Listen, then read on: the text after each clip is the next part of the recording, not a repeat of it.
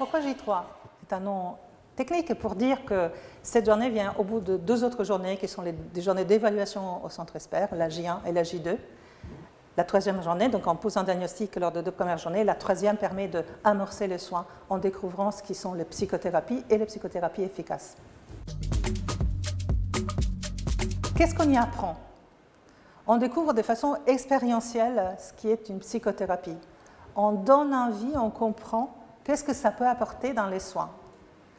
On en comprend la diversité. On peut aussi réfléchir à qu'est-ce qui est bien pour moi aujourd'hui et prendre dans l'ensemble des approches celles qui sont les plus pertinentes pour moi aujourd'hui après en avoir discuté avec un psychologue. Donc c'est difficile, tout changement est difficile. Et donc on parle de motivation. C'est pour ça que cet atelier dit motivationnel, travailler sur votre motivation en soi, est la base. Donc on commence par ça. C'est un peu préparer le terrain pour que toute autre démarche de changement de vos comportements alimentaires puisse vraiment s'inscrire sur un terreau fertile, au sens prêt au changement que vous allez vouloir opérer. Alors la psychoéducation, du coup, c'est le fait de s'informer sur un trouble pour mieux le comprendre et donc pour avoir plus d'éléments pour aller à l'encontre de ce trouble-là. Nous, on va parler des troubles du comportement alimentaire de façon générale. Je vais vous parler donc des thérapies cognitivo-comportementales, c'est-à-dire qu'en fait, la première approche à développer ce qui se passe dans la boîte noire, c'est-à-dire qu'est-ce qui se passe dans la tête lorsque il se passe quelque chose dans l'environnement. Comment est-ce qu'on interprète ce qui nous arrive ? Qu'est-ce qu'on se dit à ce sujet ? Et aussi, quelle influence ça a sur nos comportements ? Donc on va, dans cette deuxième partie, on va plutôt s'intéresser aux pensées.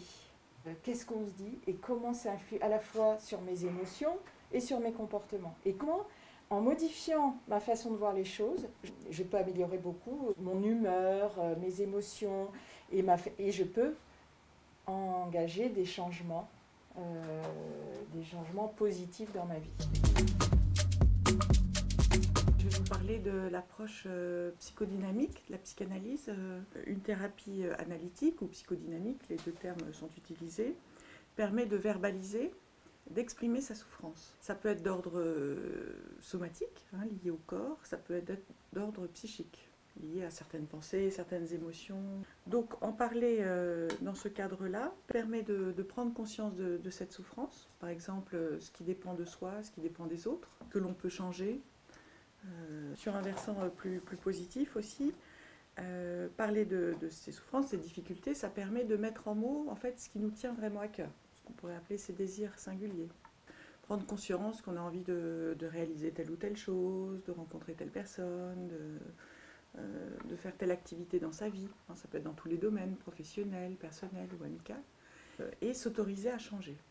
Parce que, pourquoi psychodynamique ? Parce que c'est une remise en mouvement d'une vie psychique qui parfois était un petit peu ralentie ou mise à mal, disons.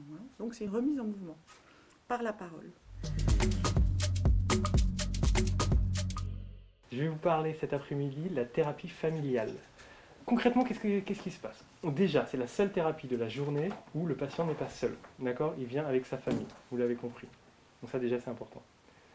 La deuxième chose, c'est que c'est une des seules thérapies également où il n'y a pas qu'un thérapeute.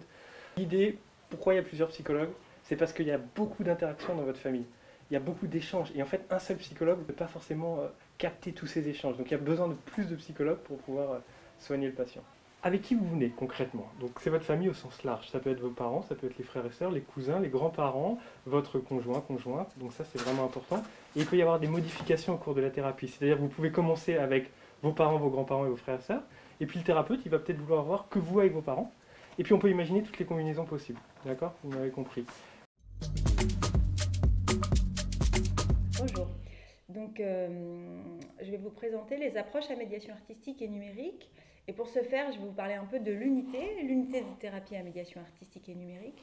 Donc, c'est une unité où on pratique de la psychothérapie.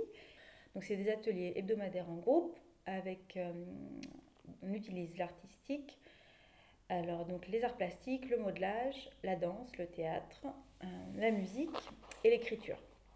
Ce qu'on va faire cet après-midi, c'est une petite partie des jeux, tels que je les mène dans mes ateliers de théâtre, vraiment une petite partie et un petit bout de relaxation.